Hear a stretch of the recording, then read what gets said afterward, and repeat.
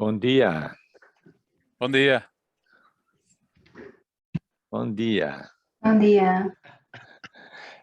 Manel, nós tínhamos esta necessidade de criar conteúdos por causa das nossas colónias, ex-colónias e do Brasil, etc.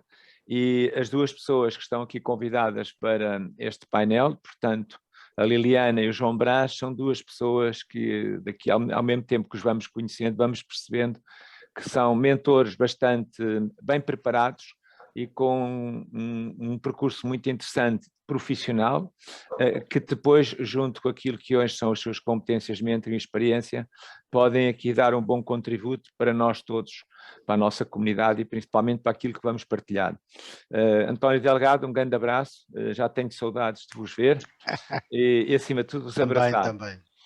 A ideia aqui, nós não tivemos, porque queríamos que fosse assim, fosse tudo muito autêntico, queríamos muito que lançar aqui umas questões, depois nós temos aí a chatbox, se vocês quiserem o bate-papo, pôr alguma questão e entretanto depois vamos pôr a eles, mas a ideia é que nós estamos a viver um momento no mentoring muito desafiador, no sentido em que, pela primeira vez talvez nestes, diria, mais de 2000 anos em que se fala de mentoring, o mentor e o mentee estão no mesmo barco, isto no sentido em que aquilo que o mentee espera do mentor, o mentor também se calhar espera do mentee, isto é, como é que nós podemos, nesta época de incerteza, encontrar caminhos para um desconhecido de todos, ao mesmo tempo que ferramentas como mentee esperamos de um mentor e o mentor que ferramentas poderá encontrar para ele próprio estar up to date, ele próprio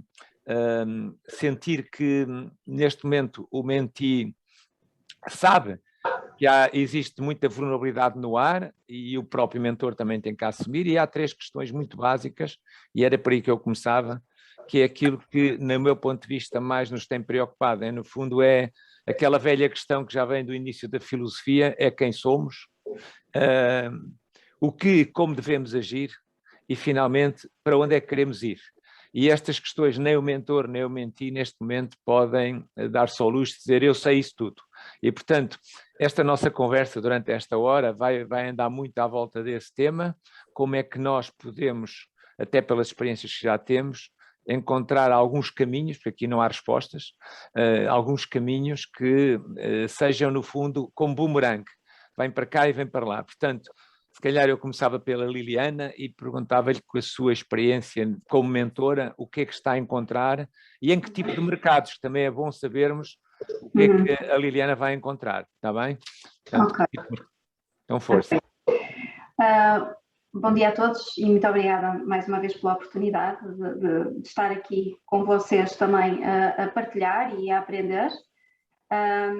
E aquilo que eu se calhar começaria também a partilhar em termos de reflexão é um bocadinho dentro do contexto até do próprio mote para esta conversa, não é? Que é a questão do mundo em que vivemos, não é? Do contexto em que nos movemos, porque isso tem a própria jornada do mentoring vai ter muito em consideração a questão do contexto e, portanto, dentro de uma perspectiva mais macro, evidentemente que nós vivemos num contexto de incerteza, volátil, complexo, como nós sabemos, lá com os VUCAs Worlds, que já não é de agora, já é dos tempos, esta parte que nós vivemos, marcado por rápidas transformações muito aceleradas, e isso gera no ser humano uma falta de controlo grande, gera-nos uma sensação de maior fragilidade, torna-nos mais ansiosos. E, portanto, isso também, do ponto de vista do mentor e do mentee, acho que todos nós sentimos isso muito na pele.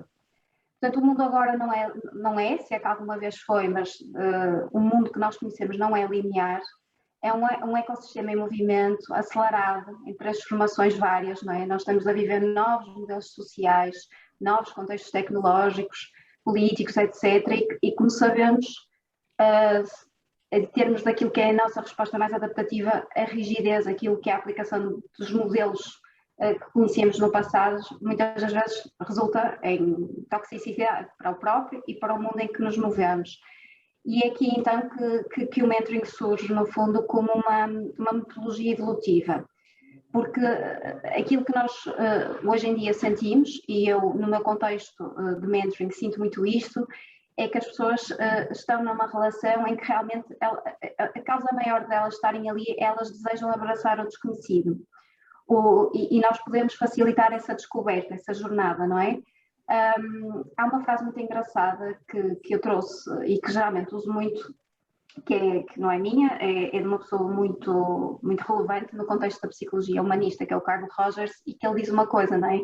Que é o curioso paradoxo, é que quando eu me aceito como sou, então eu estou pronto verdadeiramente para mudar, não é? Portanto, não deixa de ser curioso que aquilo que vai abrir esta jornada, esta caminhada de mentoring, é exatamente a aceitação de como sou. E eu sou um ser em constante evolução, não tenho todas as respostas dentro de mim, tal como o mundo em que eu me movo, há desconhecido, por vezes não há linearidade, o contexto não é linear, não tenho todas as respostas, e aceitar isso no contexto executivo é duro, sobretudo quando nós estamos a trabalhar com líderes, não é? Em que basicamente há o hábito tradicional de procurar no líder todas as respostas, não é? O líder dá-nos a segurança, o líder dá-nos o norte, o líder controla tudo o que está à nossa volta, não é? E, portanto, desmontar esse paradigma é um trabalho que eu encontro muito dentro do contexto da liderança, dentro do contexto do mentoring com líderes no contexto corporativo. Esta necessidade, o que eu sinto é que as próprias lideranças têm já muito apetite para entrarem nestes processos de desenvolvimento profissional, porque também eles próprios sentem a necessidade de se reinventar enquanto profissionais, de se reinventar até naquilo que eram as suas crenças, inclusivamente sobre o seu papel enquanto líderes, não é? E, sobretudo, procuram estratégias dentro daquilo que é o mentoring, dentro das sessões de mentoring, para minimizar esta incerteza e promover a cooperação até dentro do seio das suas próprias equipas, não é? Como é que eu promovo o maior sentido de locus de controle? Como é que eu promovo uma maior segurança psicológica dentro do contexto das minhas equipas, sabendo que há muita coisa que eu não consigo controlar, nem eu, nem elas, relativamente à questão dos mercados, às ferramentas tecnológicas, etc. E, portanto, ali o nosso papel é também, dentro do contexto do mentoring, facilitar aquilo que é a aquisição de competências, não é? Ao nível daquilo que é uma maior segurança emocional, daquilo que é uma visão global sobre o negócio. E eu acho que aqui aquilo que nos diferencia, sobretudo de outras ferramentas de desenvolvimento profissional, nomeadamente do coaching, é exatamente nós entrarmos aqui como parceiros nesta relação de verdadeira parceria, de aceitação do outro e participação no seu processo evolutivo, e vamos aportando aquilo que é o contexto também da nossa experiência relevante dentro daquele setor de atividade, dentro daquilo que é a nossa própria experiência, e é aqui que as conversas mais produtivas vão surgindo, e é aqui que se vai, no fundo, vai-se gerando a química, não é? O tal bumerangue da gratidão, em que eu vou dando e vou recebendo, eu vou aprendendo, vou refletindo, e portanto há aqui um add-on contínuo, uma construção, uma cocriação, e acaba por funcionar muito como quase um laboratório. Eu acho que quanto mais se sobe numa hierarquia organizacional, mais solitário se vai ficando, e eu sinto muito isso nas partilhas que vou tendo, e nós acabamos por gerar aqui um ambiente de segurança, um misto de segurança e de desafio, mas sobretudo um ambiente seguro do ponto de vista de não julgamento, não é? Nós estamos ali para construir, estamos ali, abraçamos aquela ação com curiosidade, com compaixão, não é? com tudo aquilo que tem a ver com a parte enfim, como dizíamos nós no nosso curso, os 5 Cs, não é? A questão da contemplação, estar lá realmente para o processo e para deixar as coisas fluírem. E sinceramente, eu acho que aquilo que acho que é algo que eu tenho, que me entusiasma muito, é a questão da criatividade. Muitas daquilo que são as sessões geram muitas ideias novas, não é? O contexto da experimentação. Quando nós estamos tradicionalmente no contexto corporativo, há um paradoxo muito grande. Quer-se novas ideias, mas quando alguém ousa criticar o status quo, tendencialmente temos, sempre fizemos assim, ou seja, não é por acaso que os ciclos da melhoria contínua são muito difíceis de implementar, em sistemas muito tradicionais, não é? Porque alguém vir destabilizar, alguém vir criar aqui alguém propor a alguém de fazer algo com a possibilidade de falhar, há muito pouco contexto organizacional que esteja disponível para cometer essa caminhada de experimentação, Bem, só que tudo assim boa. o exige. Portanto, no fundo, a minha experiência é neste sentido de como é que estas lideranças, estes profissionais, se conseguem transformar continuamente de forma a adaptar perante um mundo incerto e volátil, não é? Boa. João, aqui agora, em questão prática, vamos partir destes pressupostos. Quando eu tenho um forte para quê, facilito muito o caminho para os como, os quandos, etc. Ora bem, esse é lá o grande problema, qual é o para quê? Qual é o propósito? E também sabemos que todas as crises, todos os eventos, menos normais da nossa vida, têm sempre 3 fatores. O primeiro, há de haver uma solução, nós ainda não sabemos qual é, começámos com as vacinas, mas não sabemos se chega por aí. Há um prazo de validade, está de acabar, como todas as que já houve, e há as lições para a vida. Pela tua experiência, neste momento prático, quais são as dinâmicas como mentor que tens estado a aplicar? Primeiro, para as pessoas, no fundo, trabalharem esse tal propósito, e em segundo lugar, para terem as tais lições para a vida, isto é, para isto ser um movimento de crescimento. Eu diria um movimento transformador. E para que surta efeito, não é? Exatamente. Para que se faça essa viagem e que surta efeito. Pois, de facto, esse é o grande desafio, o que eu tenho visto, o que eu tenho sentido, o que eu tenho vivido na pele, e não só nos meus processos, mas enquanto ser humano, enquanto profissional, é exatamente como é que nós conseguimos criar aqui um bocadinho a aceitação e a aceitação de que isto é normal, não é? E que é um caminho que estamos a fazer. E, portanto, muitas das vezes o trabalho os desafios que me lançam e o trabalho que eu acabo por fazer tem muito a ver com o aceitar de que há e tem que haver outras formas de pensar e de ver.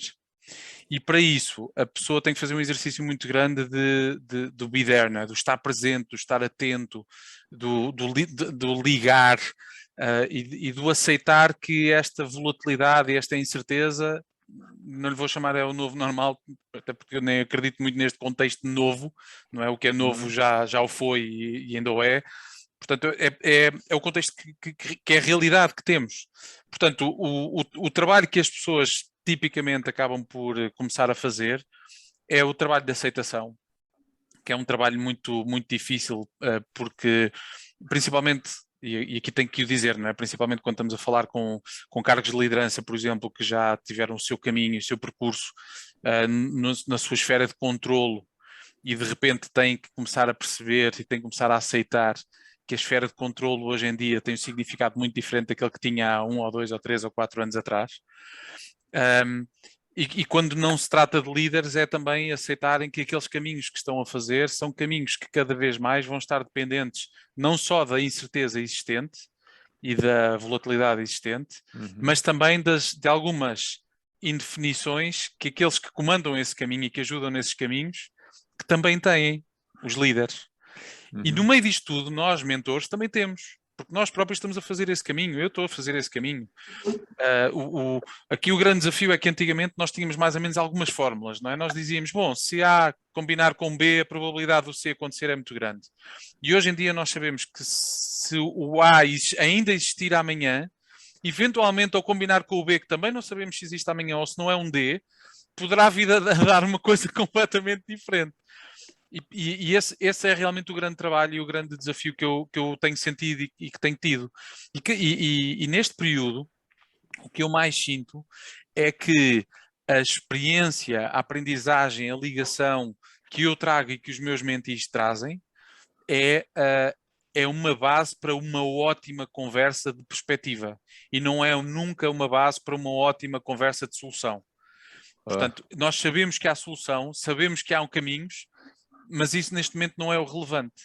E o que também tenho sentido muito é as pressões, agora falando em termos profissionais, o que eu tenho sentido muito é a pressão que as organizações e que os profissionais nas organizações têm em querer tentar controlar o máximo possível as variáveis que ainda são controláveis e quase pondo de lado tudo aquilo que não é controlável. E eu tendo a dizer que o que está a acontecer neste momento não é diferente do que acontecia antes. A velocidade a que acontece é que é profundamente diferente Exatamente. e a base onde ela acontece, que é uma base tecnológica, é profundamente diferente. Mas as necessidades que existem de relacionamento, de comunicação, de volatilidade, de vulnerabilidade, de humildade, de proximidade, de feedback, são exatamente as mesmas. Estão mais aceleradas e estão assentes numa tecnologia diferente. Uhum. E esta é a dificuldade que muitas das vezes, por exemplo, os líderes têm quando eu estou a trabalhar com eles, que eu próprio também tenho. Porque eu também tenho essa experiência de ainda ir buscar aquilo que são os meus preconceitos, as minhas ideias preconcebidas, os meus bloqueadores, e também faço esse trabalho para desbloquear, e este processo é de facto eu acho que é o grande desafio que tenho neste momento e que nós temos neste momento. Liliana, portanto, ouvindo os dois, a conclusão é que o nosso maior inimigo, o nosso e o dos mentis, é os limites que nós impomos a nós próprios, certo? Sem dúvida, costumo dizer que são uma das primeiras coisas é percebermos qual é a narrativa interior que nós temos para com aquele mundo exterior, não é? Portanto, as histórias muitas vezes que nós contamos a nós próprios sobre o filme que estamos a observar, digamos assim, não são todas iguais e, portanto, eu gosto muito de focar naquilo, dar muita contemplação, inicialmente, para promover a tal dita aceitação, não é? E muitas das vezes aquilo que eu percebo é que as pessoas nem têm muita noção daquilo que são as suas crenças limitadoras, nem aquilo que são as suas crenças facilitadoras, só para o mundo em que se movem.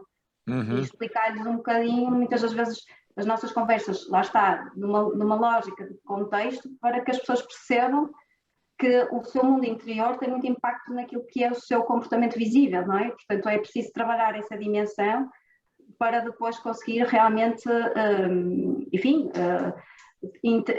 que a nossa resposta seja o mais adaptativa e produtiva possível dentro do mundo em que nós nos encontramos, dentro da esfera dos nossos relacionamentos profissionais, pessoais, etc.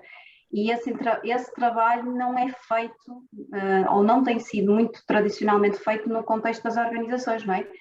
O próprio processo da liderança ainda é muitas das vezes abordado numa lógica, vais fazer um curso sobre liderança. E a liderança é um caminho, é um processo. Claro. E é essa a base das nossas conversas. Muitas vezes é o foco no processo e não no resultado.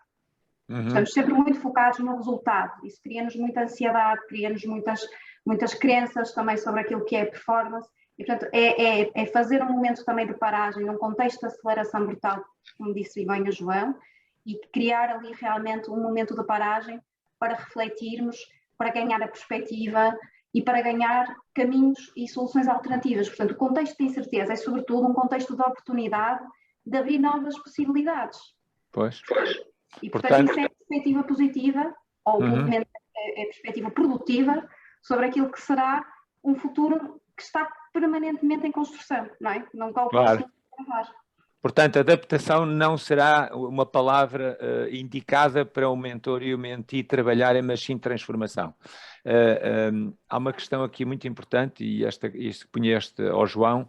Antigamente, nós, quando trabalhávamos com líderes, e até nós próprios, falávamos em qualidades bases que nós tínhamos que ter coragem, persistência, resiliência e por aí fora.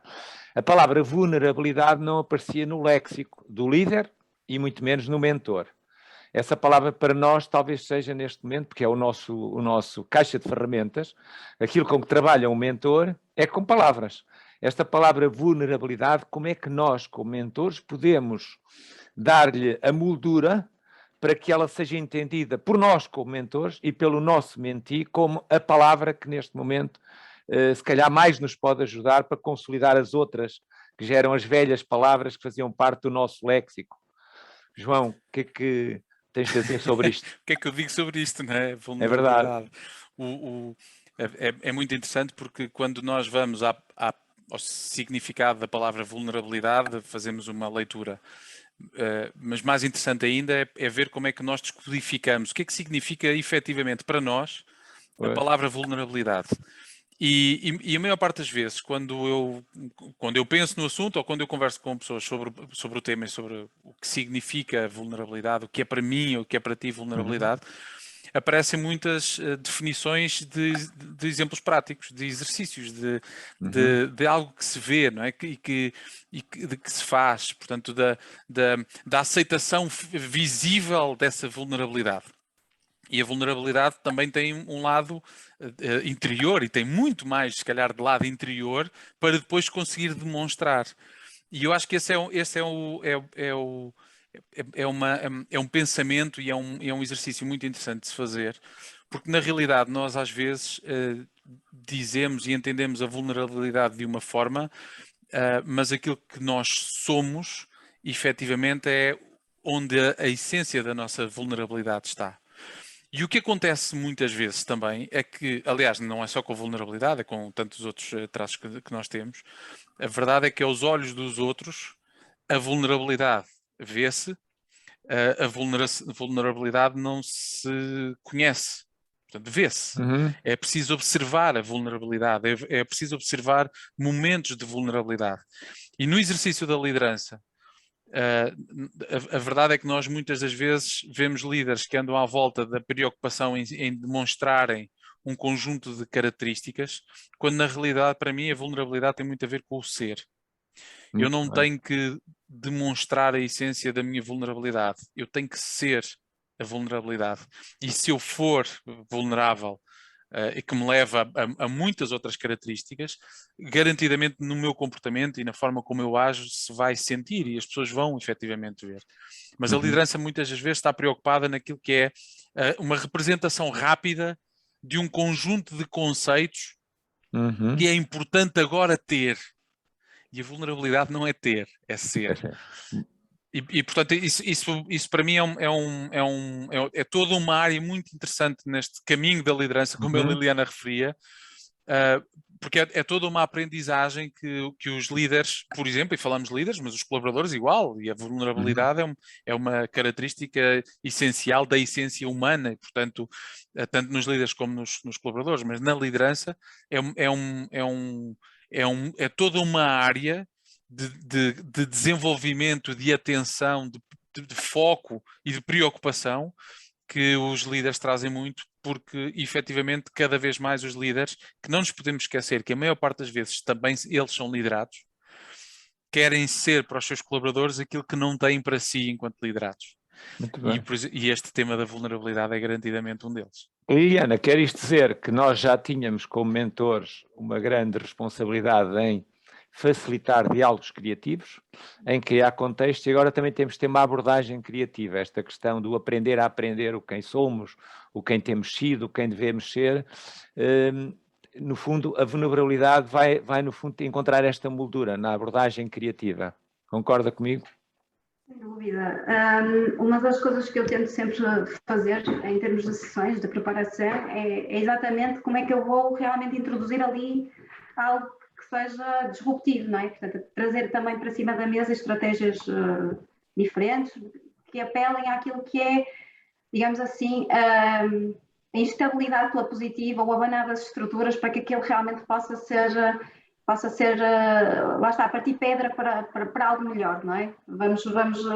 Porque geralmente as pessoas quando vêm obviamente com uma predisposição para uma caminhada, mas depois quando começamos a tocar em pontos, lá está, de maior vulnerabilidade, não é? Para a pessoa e começamos ali a explorar a zona mais profunda, digamos assim, onde as pessoas se sentem menos com à vontade, e aí percebemos que estamos a tocar em pontos sensíveis, mas é exatamente aí que reside depois a beleza do explorar o potencial, não é? De criar ali novas possibilidades e transformação. Eu estava aqui a pensar, uma das coisas que tenho, enfim, nestes contextos mais de liderança, mais recentemente, eu tive um processo, ou estou ainda com ele, aliás, numa multinacional em que tenho um mentee, portanto é líder de grande estrutura, que contempla várias geografias, mas ele próprio também é liderado, não é? Portanto, eu sou contratada para facilitar aqui, no fundo, a caminhada dele enquanto líder, portanto, de uma equipa maior. Portanto, ele começa numa liderança mais técnica, de gestão de projetos, e vai evoluindo para a liderança de equipas. Portanto, em termos de liderança efetiva de equipas, ele está a experimentar um novo papel na mesma organização, mas com um novo papel. E, portanto, aqui o caminho é facilitar essa aquisição de autodescoberta como líder em si, e depois, não é? Fazer aquilo que é uma imersão dentro daquilo que é a sua perspectiva sobre a liderança e facilitar depois aquilo que é o liderar os outros.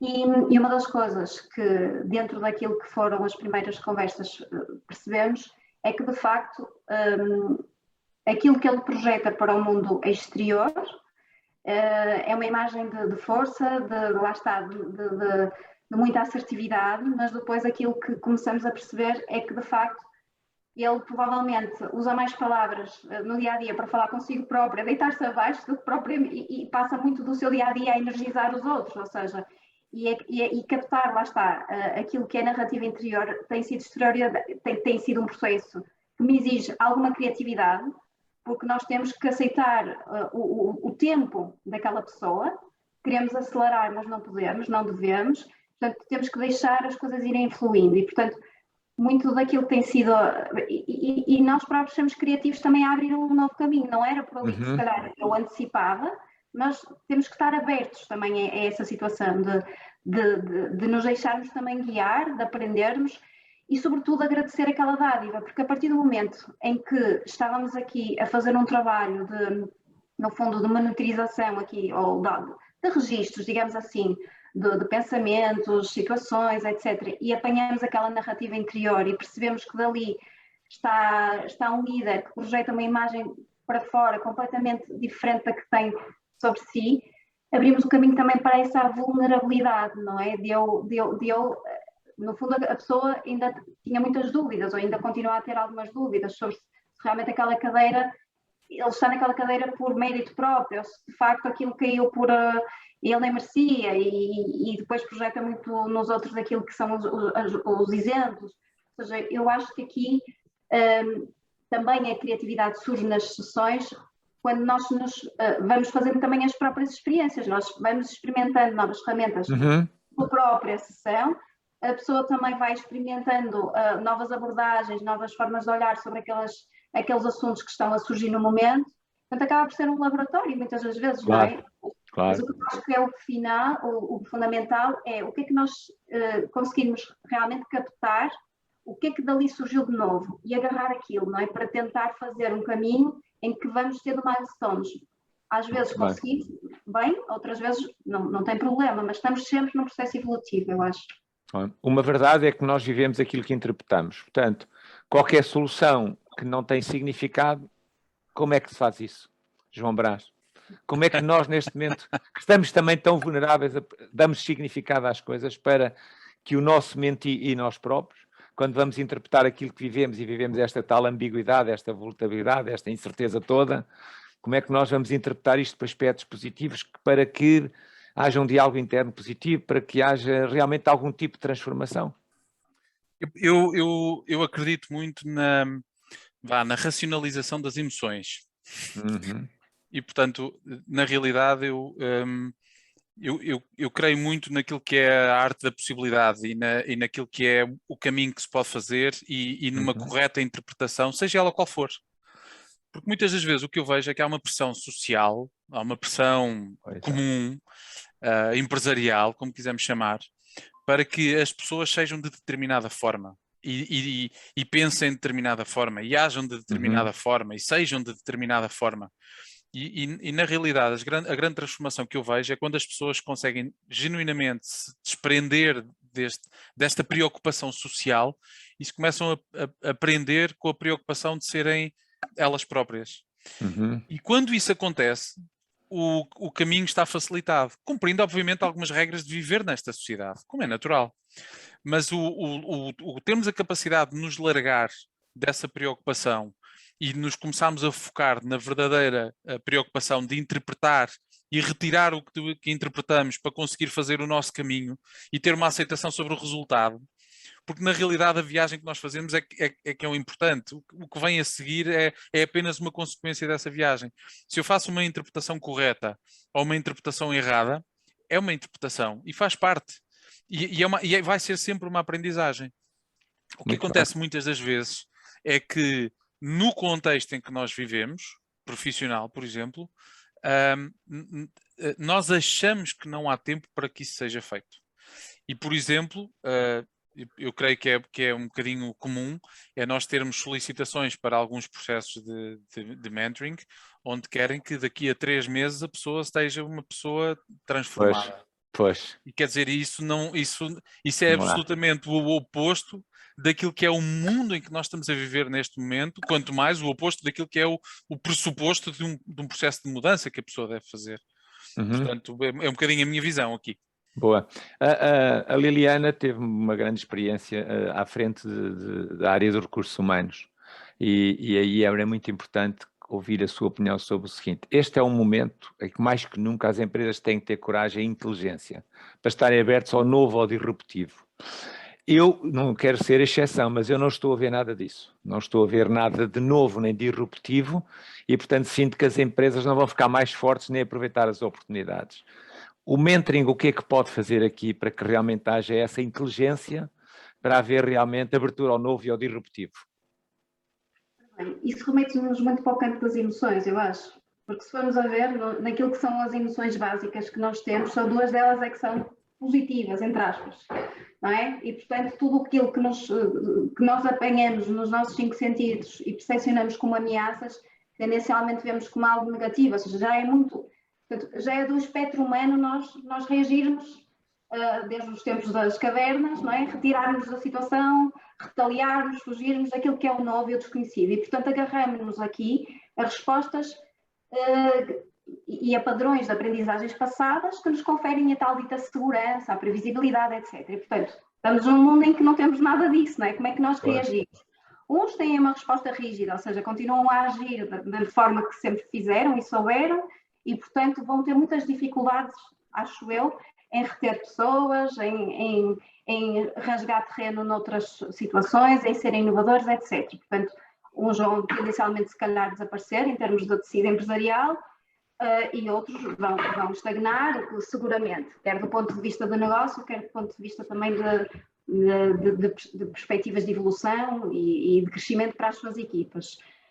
O que eu tenho percebido e tenho tentado trabalhar é que, de facto, muitas das vezes aquilo que, no fundo, contribui para uma rigidificação da nossa resposta perante o mundo atual, e quando eu falo de uma resposta, estou a falar de uma resposta individual ou coletiva, é o medo.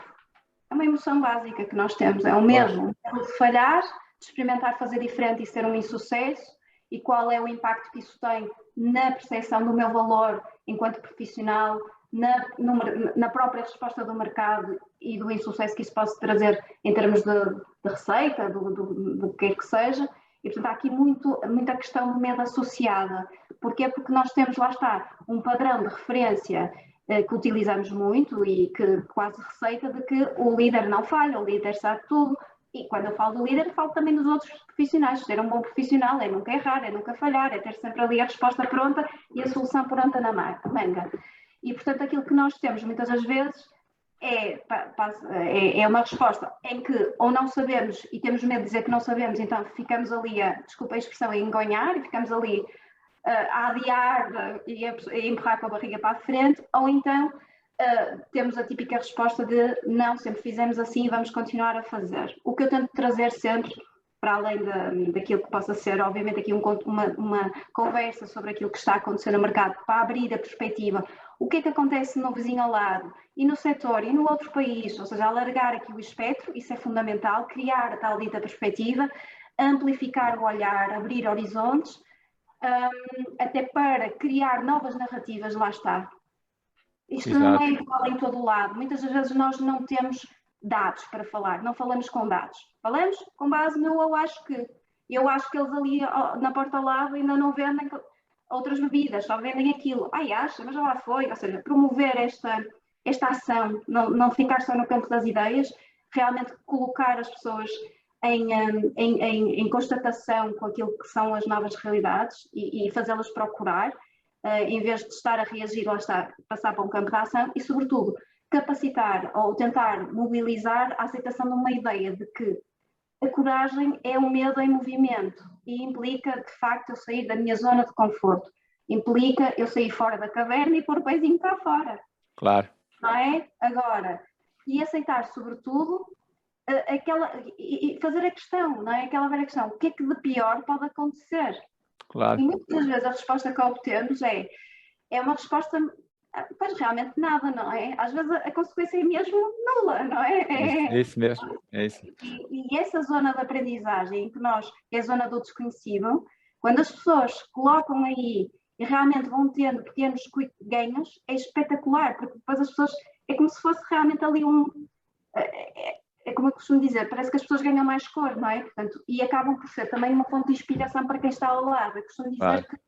que aí entramos no campo da agilidade emocional, João.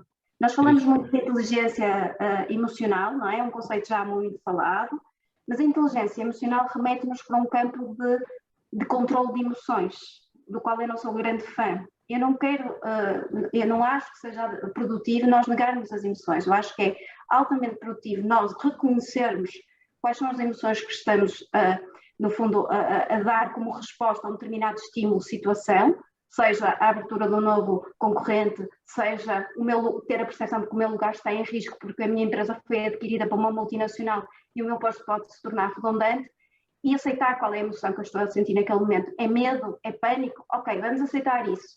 Isso faz parte do espectro, é funcional, é adaptativo, é normal sentir-me assim. Claro. É uma resposta perfeitamente normal. Não há boas nem más emoções. Agora, qual é a resposta que eu vou ter perante essa emoção? Qual é a melhor resposta, mais produtiva? É eu ficar a chorar ou ficar zangada com o mundo inteiro e estar à espera que o RH venha ter comigo e me despeça? Ou é eu realmente começar a pôr em marcha planos B ou C? Requalificação profissional, ir à busca de uma nova rede de contactos, perguntar no mercado quem é que precisa das minhas competências. E é neste campo que eu acho que nós podemos facilitar muito a abertura de novas possibilidades e olhar sobre aquilo que é o nosso mundo interior e o exterior. Muito bem. João, todos os dias, todos nós como mentores e como mentis, temos duas escolhas disponíveis: evoluir ou repetir. Como é que nós assumimos isso para nós e contagiamos o nosso menti para ele optar pelo evoluir e não por repetir? Porque o repetir, pelo que disse a Liliana, está demonstrado na psicologia, portanto, nós temos medo do novo. O nosso cérebro gosta muito de se reger para a informação que já tem. O medo, lá está, as tais emoções são de sobrevivência. Agora, nós precisamos de mais do que sobrevivência, está bem? Num primeiro nível, a sobrevivência, a tal adaptação, a seguir, como tudo, vai ficar diferente. Eu acho que nenhum de nós quer voltar a ser normal, porque o mundo não vai ser normal. Então, como é que nós fazemos para que haja esta escolha pela evolução e não pela repetição? Isso é uma pergunta provocatória, porque claro. a repetição é muito importante para a aquisição de Claro. capacidades, de saberes fazeres, por aí fora. Mas sim, em primeiro lugar, começa pelo nosso exercício enquanto mentores, né? Na nossa vida, no nosso contexto, na nossa experiência, na nossa vida pessoal e profissional, de que forma é que nós próprios também fazemos isso. Nós, quando repetimos sessões de mentoring, não significa que as sessões sejam as mesmas. Eu repito porque há uma cadência, há um processo, mas isso é uma questão instrumental, materializado num conjunto, num número repetido de sessões. Mas as sessões não são repetidas. As sessões têm que ser necessariamente sempre diferentes. E eu não, quer dizer, eu não defendo profundamente ou de uma forma muito, muito exacerbada que nós temos que ser aquilo que vamos ser para os outros, e portanto nós temos que ser uma representação de algo que vamos potenciar os outros a que sejam também. Agora, se nós tivermos um entendimento de que o nosso caminho é de progressão, é de transformação, é de evolução e não de repetição nesse sentido, é natural que nós estejamos melhor preparados para desafiar as pessoas com quem lidamos a fazer esse caminho também. O que é muito interessante nesse caminho é que nós geralmente, quando pensamos no conceito, pensamos que é um conceito muito lato e que é algo que está muito distante das nossas capacidades. Mas a verdade é que muitas das vezes isso tem a ver única e exclusivamente com eu vou sair de casa passear o meu cão, em vez de virar para a esquerda, vir para a direita. E vamos ver o que é que vai dar. E provavelmente para a esquerda eu sei que não há outros cães e que há passeios e que não há trânsito. Para a direita não. E se calhar é essa curiosidade, não é? É essa vontade de ir experimentar que leva a que de repente surjam novas oportunidades ou novos desafios, novas barreiras, novas dificuldades. E obviamente que eu fui buscar aqui um exemplo que é algo que eu faço com a minha cadela, mas eu tento fazer isto na minha vida, assim como tento fazer isto, eu tento desafiar as pessoas a que façam quando sinto que elas precisam de tentar fazê-lo. Porque de outra maneira há que respeitar aquilo que é o caminho que as pessoas estão a fazer. Até porque ainda a pergunta que tu fizeste à Liliana, eu, para complementar a resposta, e neste sentido também desta transformação e não desta repetição, eu diria nós temos que potenciar que os mentores estejam em contacto com os mentis certos. E os mentis certos. E essa é uma forma de não repetir, não é? Se eu continuar a ter processo de mentoring, ou formação, ou seja o que for, com aquela camada de chefias intermédias, porque eu, grande diretor e líder, acho que aqueles é que precisam todos de mudar, a probabilidade, efetivamente, de acontecer alguma coisa, alguma transformação é reduzidíssima. Se nós tivermos a oportunidade de ter a coragem e ousadia de dizer não, eu quero ir falar com o vosso grande líder, o CEO, quem quer que seja, e se calhar ter uma conversa com esse e começar por esse, provavelmente é também uma forma de começar a mudar e a transformar e não a repetir. Claro, ninguém no mundo aprende nada com quem concorda com ele, certo?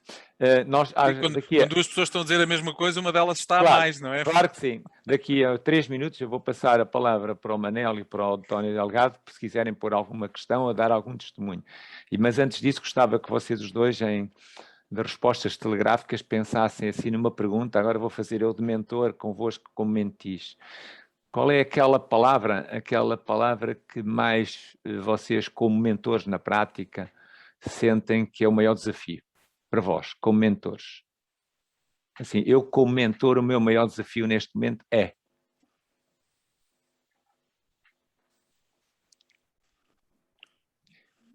Para mim, enquanto mentor? Sim. O meu maior desafio neste momento é pace. É pace, é mesmo o conseguir estar à velocidade certa, com a entrega certa, no momento certo, neste caso num processo de mentoring. O meu nível de preparação, o meu nível de cuidado para esses momentos e até para merecer ter a oportunidade de estar com os meus mentis, para mim o pace é claramente um dos grandes desafios que eu tenho atualmente. Muito bem. E a Liliana? Honestamente é o walk the talk, no sentido da aceitação também daquilo que são as minhas falhas enquanto mentora, não é? Porque ainda, e isso é bom por um lado, nós estamos em constante reflexão e autocrítica internas, mas nós próprios também olharmos para nós e também aceitarmos essas nossas falhas como um processo também de melhoria contínua. Acho que é isso. Deixem-me partilhar uma questão que se passou comigo. A minha palavra preferida antes de Covid e com os meus clientes, eu pensava sempre que aquilo era um facilitador de pontos para o equilíbrio. E eu passei a odiar essa palavra. Agora a minha palavra preferida é harmonia. Eu não quero equilíbrio nenhum. Eu quero harmonia. É que o equilíbrio supõe que estamos à procura de equilibrar qualquer coisa, quando é um bocado incompatível com esta história da incerteza. A harmonia é diferente. Estou bem aqui, estou bem acolá, estou bem comigo, estou bem com os outros, estou bem com o ambiente, e isto vai muito remeter àqueles países, curiosamente, nórdicos, que já tinham o conceito de yoga, sempre tiveram, e dizia-se que eram os países mais felizes do mundo, eles sempre tiveram isto, tens que estar bem contigo, com os outros e com o ambiente. E realmente este encontro com a natureza foi tão importante que, se não fosse a possibilidade de ter usufruído do envolvente que estava a viver durante o Covid, enquanto estive retido, eu não sei onde é que tinha acontecido, e foi aquilo que eu mais me preocupei com os meus clientes. É como é que eles estavam conectados com os outros, com ele e com os ambientes. O que é que eles estavam a ver nas televisões? O que é que eles estavam a ler? O que é que eles estavam a fazer? Com o que é que eles estavam e com quem a conectar? Então, posso dizer que passei a testar a palavra que eu mais usava, que era o equilíbrio, para passar a usar harmonia. António e Manuel, têm alguma questão, algum testemunho, alguma coisa que queiram integrar aqui na nossa sessão? Ou dinamizar, ou partilhar, o que quiserem? E questões pode-se pôr? Todas. Sempre é nossa. António, queres dizer alguma coisa primeiro, não? Vai em frente, Manuel. Vou em frente, pronto. fui tirado para a frente. Bem, eu gostava de saber a vossa perspectiva neste contexto que estamos a viver e concordando plenamente com o que o João acabou de dizer. Temos cada vez que abandonar mais essa ideia de equilíbrio e abraçar mais a harmonia e coisas congêneres. Mas eu gostava de introduzir aqui um tema que não foi abordado, que é uma questão geracional. E queria saber qual é o vosso entendimento sobre a questão. Até que ponto vocês sentem que nós falamos aqui, vamos fazer aqui uma breve introdução. Nós estamos aqui a falar basicamente de mentoring a nível de organizações empresariais, em processos ou de mudança ou de possível mudança, e não abordámos o tema de quem está a iniciar. E é aí que eu queria colocar-vos a questão. Como é que vocês entendem a reação a este contexto atual do lado de quem é experiente, de quem tem um percurso profissional consolidado, de quem está num lugar de liderança de uma organização, e a perspectiva de quem quer começar uma vida profissional? Acham que a reação à imprevisibilidade e este sentimento que é comum a todos, que não sabemos o que é que vai acontecer, a imprevisibilidade é total, penso eu. Qual é a diferença que vocês acham da abordagem à questão de uma e de outra geração? Quem quiser, João ou a Liliana. Sim. E até tu, João. Eu também, eu guardo-me para o fim. Estás dentro do esquema. Eu guardo-me para o fim, pronto. Eu acho que depende sempre, eu não gosto muito de fechar as gerações em caixinhas, embora perceba que isso pode ser útil para algumas situações, mas é assim, depende também muito do contexto em que esses profissionais também se formaram, e as indústrias também vão moldando muito consoante o seu nível, o seu estado de arte, digamos assim, em termos de culturas organizacionais e de práticas até de gestão de recursos humanos. Podemos ter culturas muito mais com pessoas que são boomers, mas já se calhar mais ultramodernos do que se calhar algumas empresas em que os miúdos estão a sair agora da faculdade e estão a começar, nomeadamente muitas tecnológicas que estão a criar de raiz e com pessoas bastante novas. Eu acho que aquilo que faz, no fundo, o circunscrever estas gerações é o contexto em que elas nasceram, viveram, qual foi a música que escutaram, o que é que aconteceu de relevante, não é? Quais foram os grandes marcos históricos, etc. Pronto, isso dá realmente aí o cluster.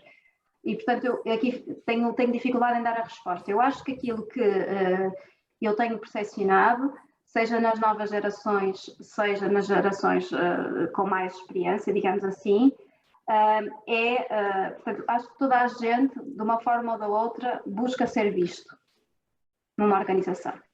Quer ser visto. E o ser visto é ser considerado. Portanto, ser considerado. Agora, se eu valorizo as mesmas coisas, em termos geracionais, provavelmente, se calhar não. Não é por acaso que agora estamos também numa ótica de gestão de recursos humanos a abrir o leque daquilo que é o pacote de benefícios para outras coisas que não tradicionalmente o carro e o telemóvel topo de gama. Portanto, aí, naquilo que é os benefícios, já há uma grande transformação em termos de políticas de gestão de recursos humanos. Agora, centrado naquilo que é a abordagem mais do desenvolvimento e da minha progressão, havia uma ideia, e ainda existe alguma ideia, ainda existem lastros de ideias, de que realmente a carreira é algo que é uma coisa estanque, portanto é algo que sai por decreto numa organização e, portanto, ainda hoje, com as novas gerações, sobretudo quando elas entram em contextos onde isso já está muito definido, seja uma consultora, geralmente as consultoras têm isso muito tipificado, ok? Em que eu entro, se cumprir com aquelas duas situações, que seja a antiguidade e fazer aqueles cursos, vou adquirir estas competências e, portanto, passo para o nível a seguir. Isso dá-me acesso a A, B ou C, salarial, benefícios, etc. Portanto, ainda existe muito essa noção que eu tento contrariar dentro daquilo que é a minha prática como gestora de recursos humanos e tento também, lá está, dentro da minha experiência de mentoria, facilitar esse caminho de abertura de que a carreira é aquilo que nós queremos que seja a nossa carreira e não tem necessariamente que ser dentro sempre do mesmo setor, dentro sempre da mesma área onde eu me formei. Portanto, abrir aqui o espectro, abrir aquilo que é uma visão para o meu portfólio de competências de vida e não apenas para aquilo que eu estudei e onde eu trabalhei. Portanto, acho que aí há um caminho ainda muito relevante para fazer de abertura de mentalidades, quer de jovens recém-licenciados, quer até de pessoas que já têm um percurso muito grande. Essa disrupção de eu experimentar um percurso numa área, sei lá, da gestão e passar 2 anos perceber que afinal o que me fascina e me move e me traz realização é uma área de arquitetura e quer dizer, isso eu acho que ainda é algo que quer as gerações, eu acho que já se está a abrir um bocadinho mais esse leque de possibilidades. Acho que hoje em dia também já é notório que nas práticas de recrutamento e seleção se procuram soft skills e open skills e não tanto as tradicionais technical skills. Desculpem falar com os em inglês, mas de certa forma pronto, são as ditas habilidades.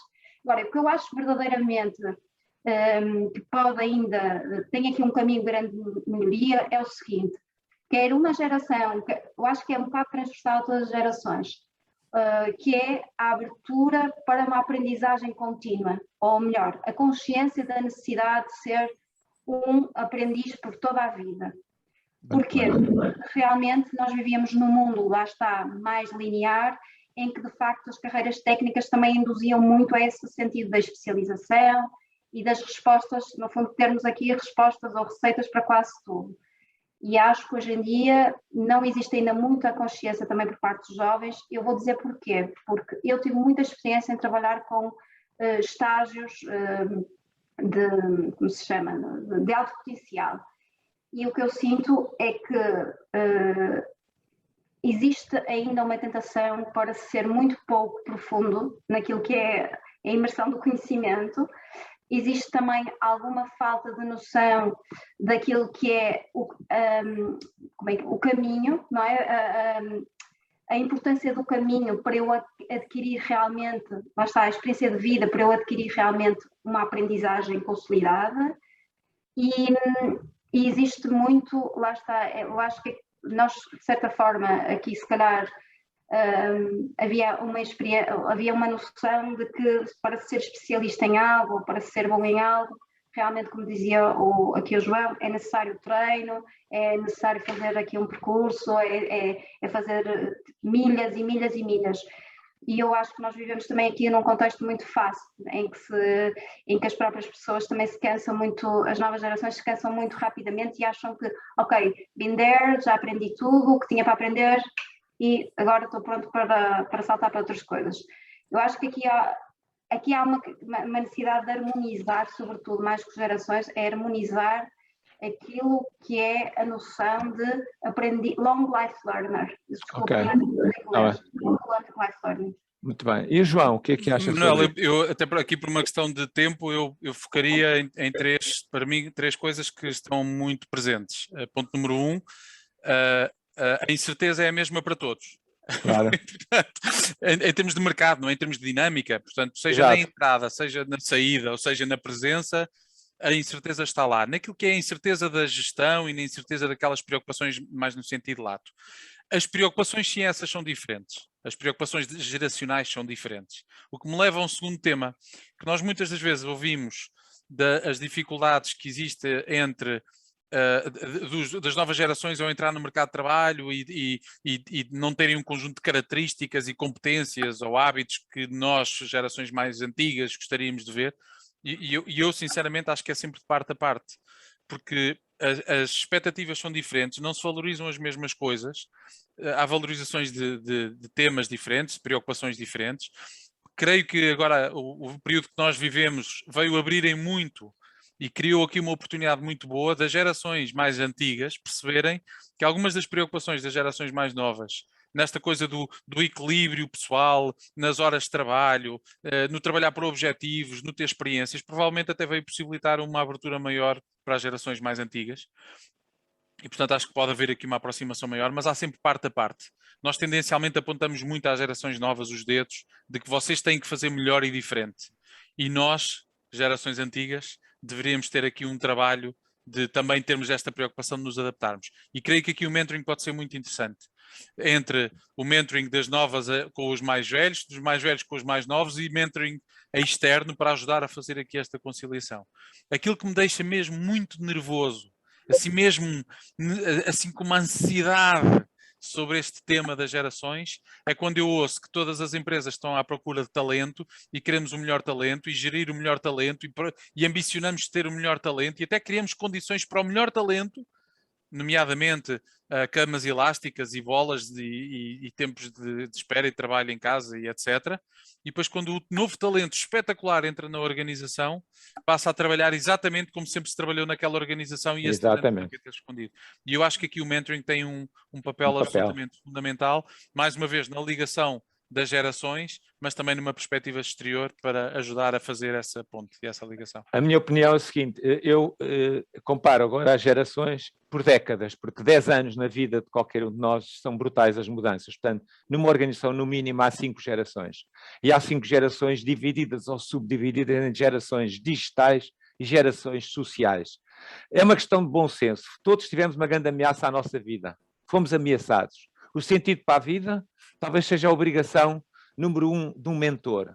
Conectar essas pessoas com o sentido para a vida. Como é que isso faz? Interdependência. Essa é a palavra mágica.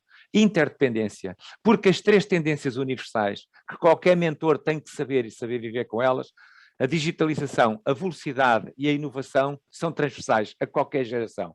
Portanto, se eu sou da geração social, eu tenho que me abrir ao mundo para entender que eu preciso evoluir digitalmente. Tenho que me inovar. E o jovem tem que perceber que é um animal social e que se ficar refém do digital vai ficar incompleto. E, portanto, eu acho que aqui é mesmo a interdependência. E é um momento único. Nunca tivemos uma sociedade tão dependente deste matching intergeracional. E, portanto, eu acho que isto é uma questão que o contexto vai resolver, aos que vão para a frente e aos que ficam para trás. Porque realmente nós vemos hoje jovens, eu infelizmente até tenho em clientes meus, empresas que os jovens já não querem trabalhar lá. Isto é, os jovens já não querem pôr o seu currículo, já não querem concorrer, porque as empresas são muito grandes, são empresas do top, mas são bolorentas em termos de gestão. Portanto, ao mesmo tempo já vejo empresas, posso-vos dizer, um laboratório farmacêutico que trabalha em Portugal, a admitir pessoas, e vou repetir, com mais de 50 anos, vou repetir, só quero pessoas com mais de 50 anos. Porque hoje o contacto com o médico é tão importante, é tão pouco tempo, ele está tão informado digitalmente, que aquele contacto tem que ser um contacto social da excelência. Quem só tem competências digitais não sabe fazer isso. E, portanto, este matching e esta inteligência coletiva que as organizações têm que ter é, acima de tudo, criando contexto. E aí o mentoring é a área do mentoring. Favorecer a criação de contexto. E, portanto, era isto. Tínhamos prometido à senhora que acabávamos à hora. Exatamente. Portanto, estamos no 29, nós somos bons, os tugas têm que ser bons nisto. Mandar um abraço para a nossa amiga Helena, não esquecer, para a tua namorada também, Manel, e para vocês muito obrigado pelo tempo de vida que nos deram, e vamos ver o que é que a nossa partilha pode dar para outros, porque acho que foi rica a nossa partilha tem conteúdo, e isso eu estou feliz, como é óbvio, e obrigado pelo vosso tempo, está bem? Obrigado pelo convite e obrigado ao Manuel e ao António por terem estado aí connosco também. Muito bem, obrigado. Obrigado pela sessão e pela iniciativa. Adeus, um abraço. Para uma próxima, depois... Cá estaremos.